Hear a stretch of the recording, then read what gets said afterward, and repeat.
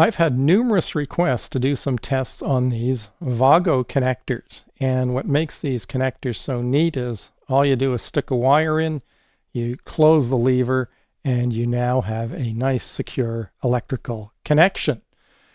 And we're going to look at the 221 series of connectors, and they seem to be rated at about 20 amps by UL, presumably for North America.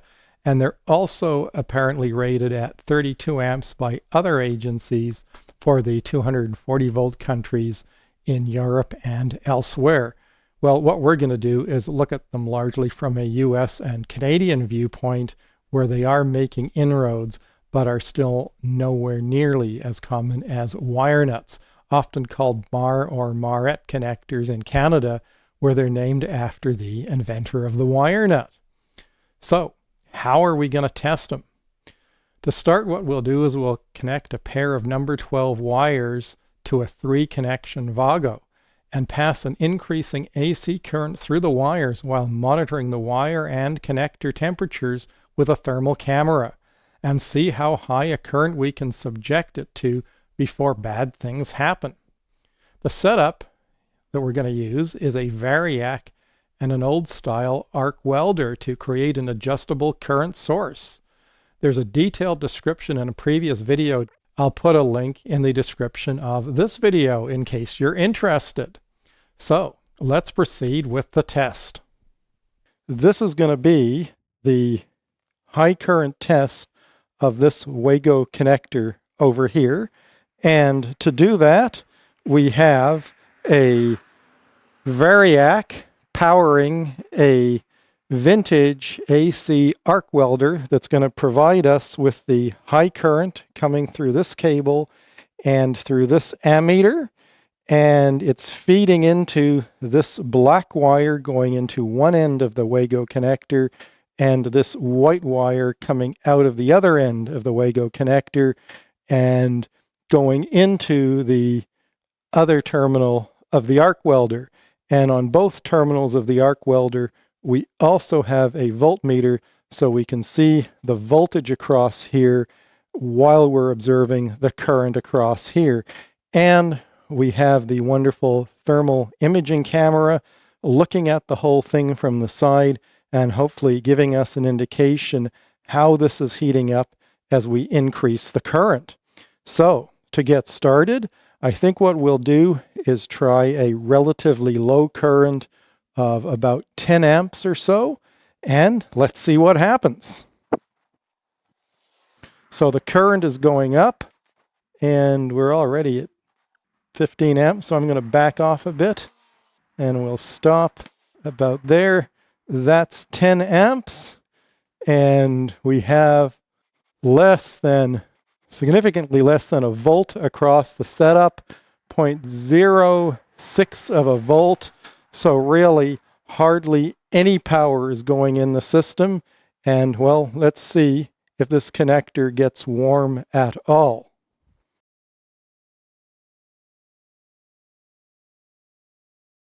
So at 10 minutes of 15 amps, how are we doing?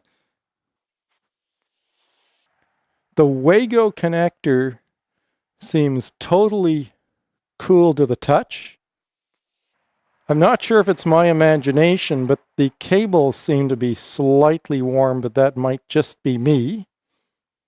What does the thermal imaging camera show?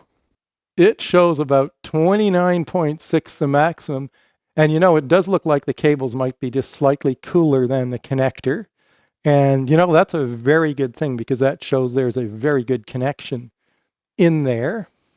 So what we're going to do is, after those 10 minutes at 15 amps, we'll crank up the current to 20 amps. So here we go. 20 amps. That's 17, 19, 20 amps.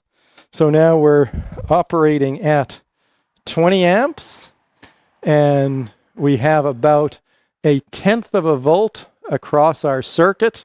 So what that means is over the length of this cable and the connector, we are producing somewhere around 2 watts of heat, which is really not very much, but clearly even at 15 amps was enough to raise the temperature just a little bit. So we'll wait another 10 minutes and see what happens.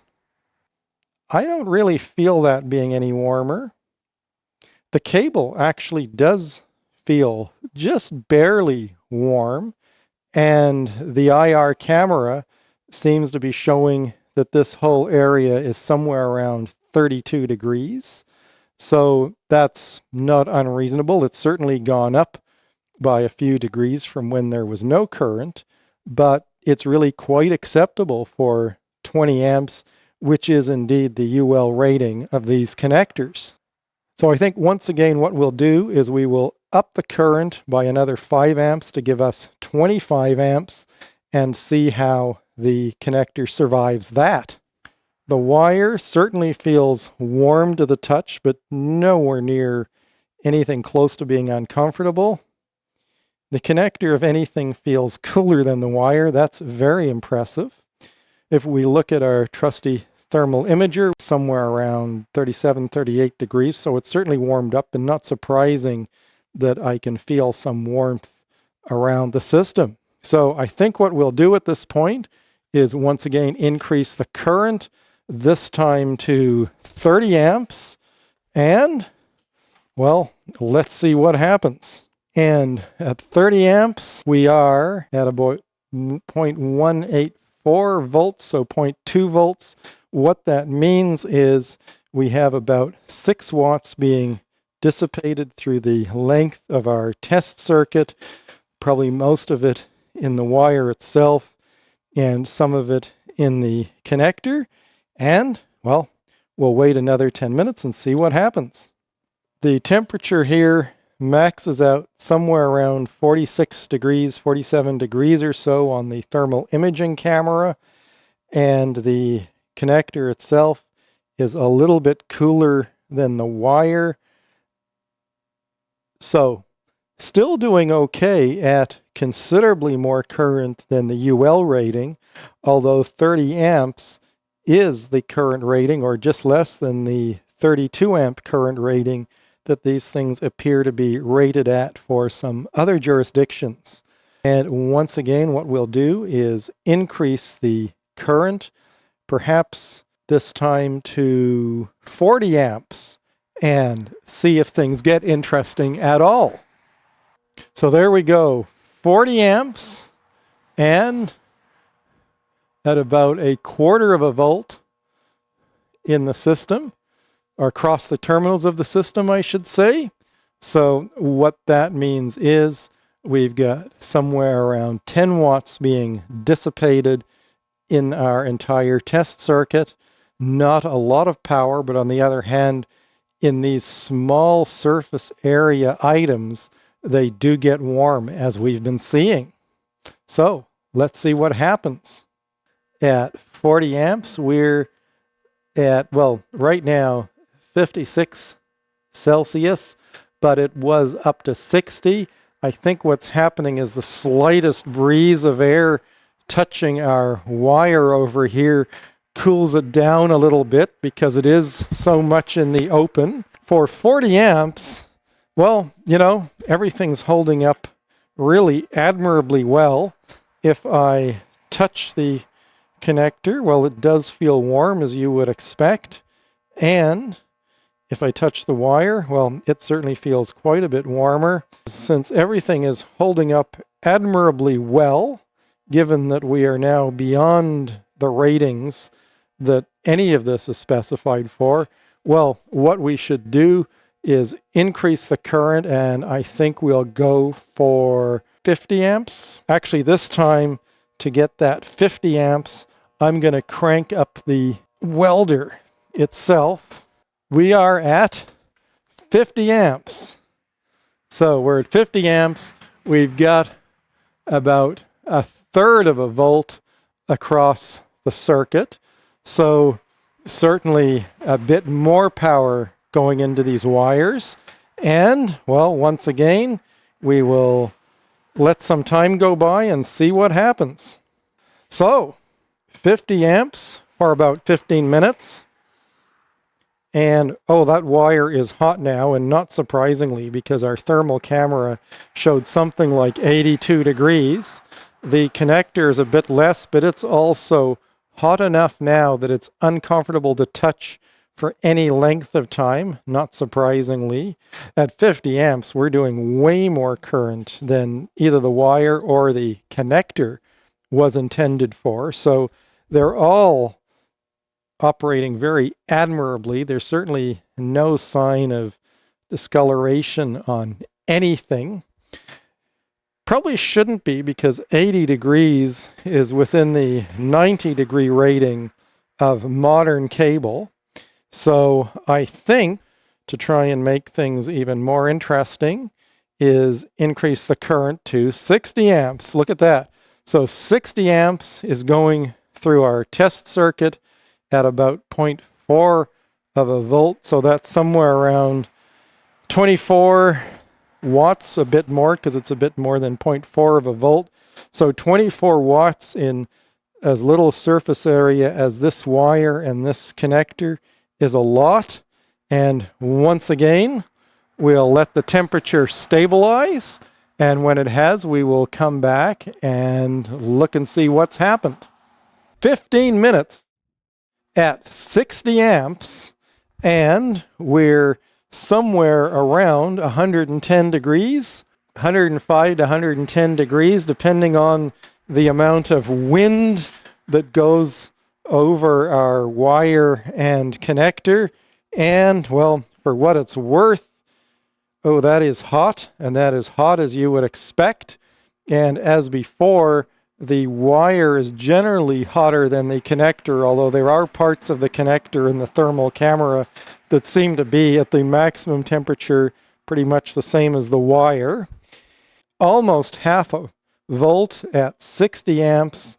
So with that 60 amps, once again, that means we have somewhere around 30 watts being dissipated in our test circuit. That's why it's getting so hot, but the plastic does not feel spongy at all. There isn't really any discoloration to speak of happening. I don't see any. And I think the only thing we can do at this point is, once again, we will up the current. I'm not sure how much higher I can get the current with my test setup without just connecting it to 240 volts and going up to 200 amps. But I'm going to see if we can crank it up to, well, at least 70 amps. So once again, let's try that. How are we doing? We're at 66, 68, 70 amps. So now we have 70 amps at a little over half a volt in our test circuit, and let's see how hot it gets. So at 70 amps for about 15 minutes, the temperature, according to the thermal imaging camera, is somewhere around 132 or 133 Celsius. The wire is the hottest. Some areas of the connector are almost as hot, and it is way too hot to touch for any length of time without getting burnt. The wire itself looks pretty good. I don't see any significant discoloration, although I do smell the hot plasticky smell. We're probably dissipating 40 watts in our test circuit. And, well, once again, what we will do is increase the current up to 80 amps, and we'll see if we can do that. Look at that. 80 amps at about 0.7 of a volt. So we're probably in the 50 or more watt range of power being dissipated in our circuit. And once again, we'll see what happens. Well, at 10 minutes, at 80 amps, we're probably around closing in on 160 degrees or so for the highest temperature we're seeing, probably on the wire, but also perhaps on the center part of the connector. If we look at the connector, it's doing pretty well. I don't see any issues. I don't see any discoloration, but the white wire now clearly is beginning to show some evidence of browning, as we've seen in other videos. All in all, though, pretty admirable for 80 amps flowing through a wire and connector that really shouldn't see any more than 20. Once again, what are we going to do? We'll see if we can crank the current up and see if we can make the video more interesting. 87, 90, maybe we'll leave it at 90. So we've probably got about 80 watts going into the wire and the connector now. So I've just noticed something right where the wire is going into the portable workbench. The pressure on the plastic is causing the plastic to split, presumably because it's gotten so hot. Yeah, and you can see right there, I just touched it and the plastic came off and we can see the copper conductor. So in any real situation, probably the plastic would be so soft that if there was any sort of pressure or something rubbing against it, we would get a short. But without that happening, it's still doing amazingly well. Look at the cable. The cable is now boiling. Oh, and look at the top of the Wago connector. It's, I think, beginning to have issues. Yes, there is smoke. The connector's deforming. Isn't that interesting? Temperature 224 at the hottest parts, and certainly the center part of the Wago connector has reached that temperature, it looks like. And the wire's doing way worse than the connector. The connector is holding up amazingly well under those sorts of temperatures. Temperature around 230 Celsius now. 235 Celsius. We've got about a volt across our system at 90 amps, so really close to 90 watts of heat being dissipated. The connector, I mean, it's suffering now. You can see that, and it's deforming, but it has held up amazingly well. It's certainly done better than the wire.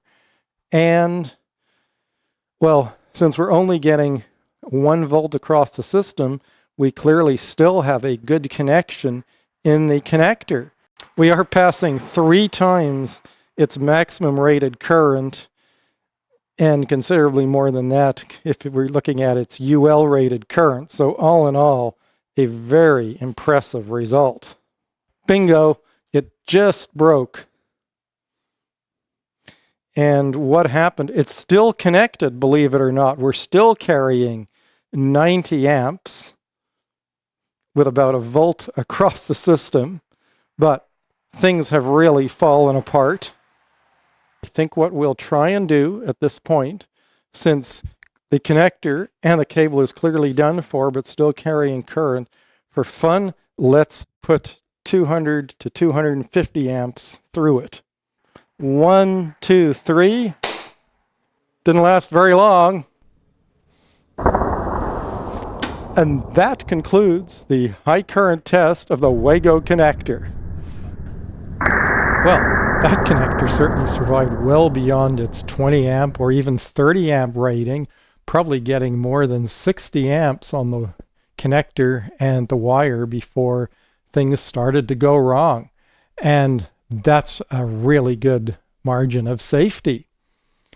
One thing that's always interesting to try is extreme stress tests. In this case, a significant overcurrent, and what we'll try is 250 amps, which is the maximum my test setup can actually produce. So here's the first test with 2 number 12 wires in a connector.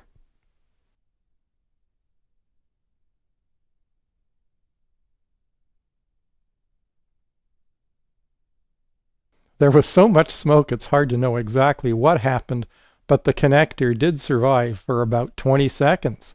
So let's try it again with two number 14 wires, that's 15 amp wires in North America, and we'll remove the insulation so at least the wire itself doesn't provide so much smoke that we can't see what's going on. Well, that seems to take about half the time to fail, and the connector seems to have survived largely intact. So now let's try it with two number 12 wires rated at 20 amps.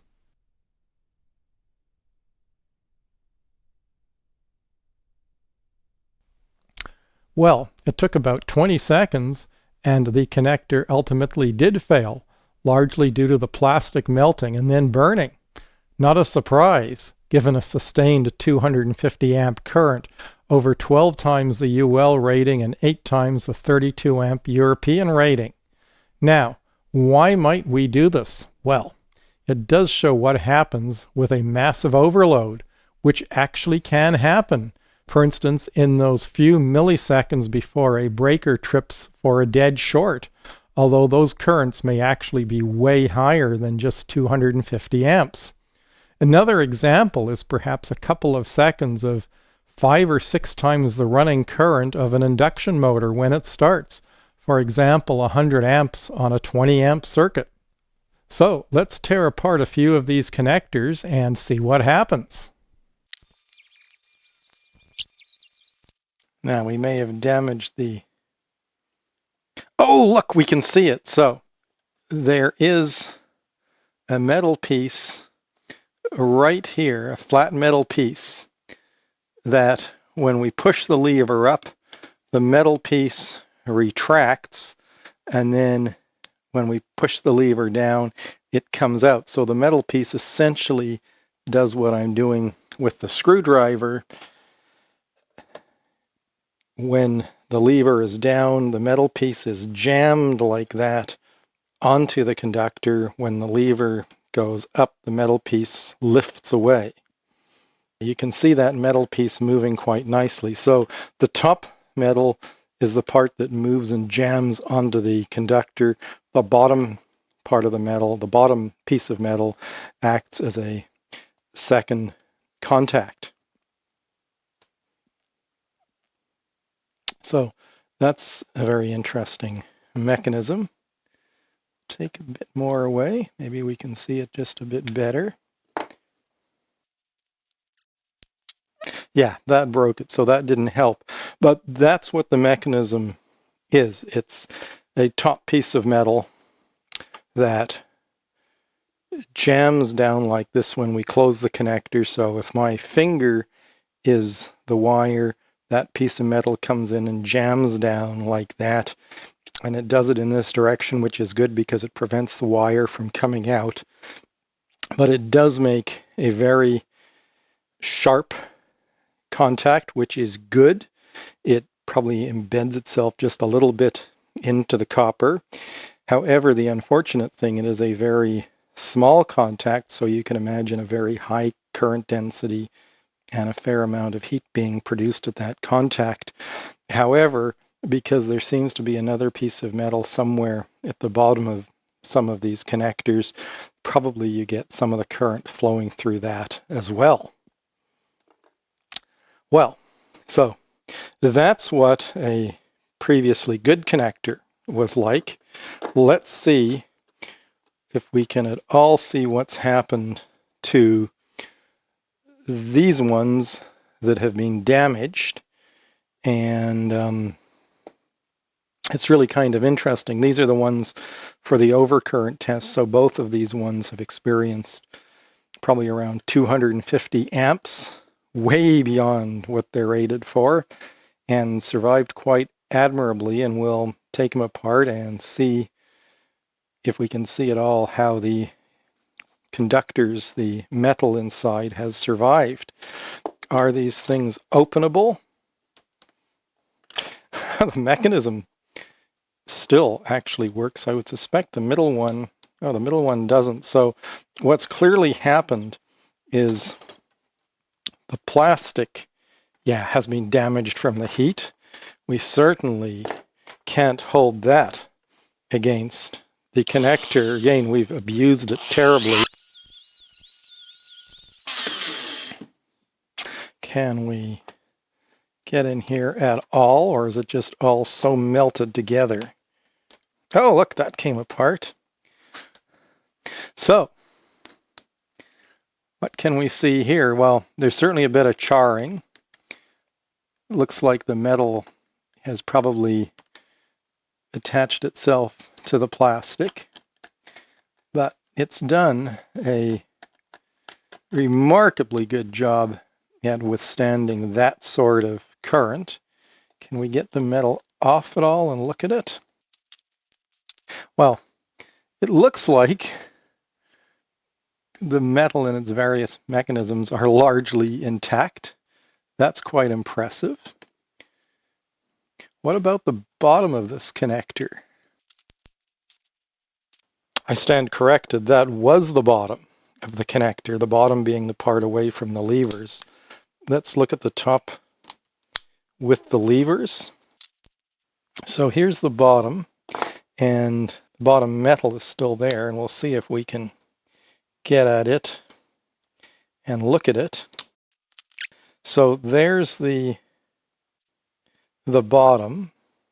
It looks like in these ones, oh, isn't that interesting? So I think it seems to clamp the wire between a bent over piece of metal. So what's happening is when we close our levers, it's somehow pushing this thing together on the wire.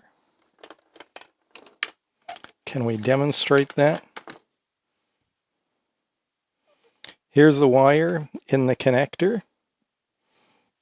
And when we close the levers, what we're doing is essentially pushing this together like that, so it's good and snug.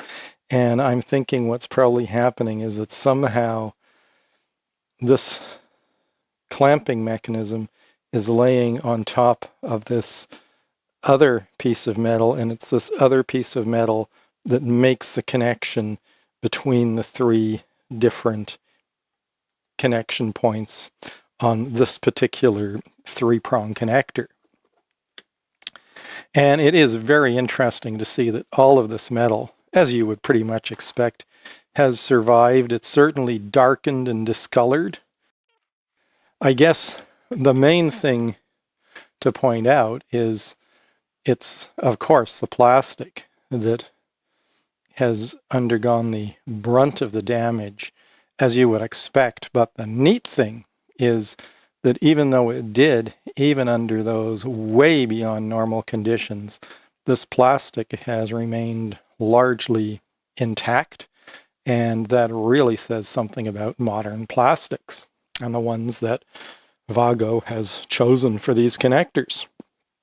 And I think maybe what we'll do is we'll see if we can see what's happened in this second connector. This is the one where we did the long-term current test, and at the very end we put 250 amps through it, and we just saw a brief spark and nothing further happened. So clearly something was disconnected. And what can we see here? Well, I don't know if you can see it, but at the bottom, the plate that connects all three of the wires, incoming wires together, is just sort of peeled back. So what happened was this plastic got so hot that it, well, became soft and pliable, and this plastic just allowed that strip of metal, this piece of metal, to just peel back and disconnect itself from the conductors and the top part of the connector that's part of the clamping mechanism. So that's what's happened there. And with that knowledge, if we look at this thing, well, it's interesting to see now that if we look at these connectors, the damage clearly seems to be happening on the clear plastic side. That's the side where this metal strip is that connects them all together. So that damage shows us that a lot of the heating is coming from this metal strip, probably from where these clamping connectors somehow sit on top of that strip and make contact between them and the strip. So that's probably a high resistance point. So what that really tells us is that that's why we've got a lot of heating, a lot of bubbling and deforming of the plastic happening here before it happens on the lever side. So that's the forensic analysis of these connectors. Still very impressive what they managed to survive. Very interesting design. One piece of clear plastic, 3 identical pieces of orange plastic. The fact that they're 3 identical ones helps keep manufacturing costs low, although it's interesting that they put their name on this one and not the others. Sometimes it's cheaper just to do the identical thing to everything rather than doing a separate run that maybe only prints it on one of them. And we have one piece of stamped metal, probably out of a long strip of metal, so that would be fairly easy to produce. And then 3 of these clamping mechanisms, and probably the biggest cost is somehow assembling all of it, and it would be interesting to know how it's assembled, whether it's entirely robotic or whether there's a certain amount of manual labor involved. Either way, a very impressive connector. Well, after testing and tearing apart the connectors, what's the conclusion? Very impressive connectors, and they really surprised me. I didn't think they'd stand up to such abuse with severe overcurrents nearly as well. It's quite amazing how well modern plastics stand up to extreme temperatures. And looking at the UL certificate, the plastic seems to be rated at 105 Celsius, above the boiling point of water, and the tests sure support this. Are there any weaknesses or concerns? Perhaps the smaller contact area between the wire and the metal in the connector might be a point of failure, particularly if corrosion develops. But my biggest concern is the long-term aging of the plastic. Historically, plastics from the 60s and 70s tend to brittle over decades. I'm not sure if modern plastics are also vulnerable to that. For these connectors, we're depending on the integrity of the plastic to keep the actual conductors tightly secured to the metal parts. If the plastic brittles and breaks over time, the connection could fail. Unlike a well-twisted wire nut connection, where the all-metal twist contributes significantly to the integrity of the connection itself. The other installation issue is, if you push the connector in a junction box, how likely is it that a wire accidentally pushes one of the levers open and that doesn't get noticed? I did a bit of checking with a local electrician. He uses them for things like connections to ceiling lamps, but not for other perhaps longer-term connections. Makes a lot of sense to me, and more so when you think of how often ceiling lamps and other lamps have thin stranded wires that really seem ill-suited for use with wire nuts. So at this point, I'd like to ask any of you who may have been using Wago connectors, what's your experience with them? Positive, negative, or any thoughts and recommendations? And particularly, it would be great to hear from people in Germany and other 240-volt countries where they've been apparently in use for much longer than over here and are much more common. I do also want to thank Kaiweets for providing the thermal camera I used in this video. Even though they sent it to me at no cost, I can honestly say I'm really impressed with it, both how solidly it's built and how impressive the images it generates are, as you've probably noticed.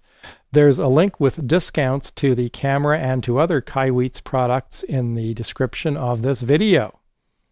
And well, this brings the video to an end, and I hope you enjoyed it and found it useful. If you did, perhaps consider subscribing and liking. It really does help a small channel like this one when you do.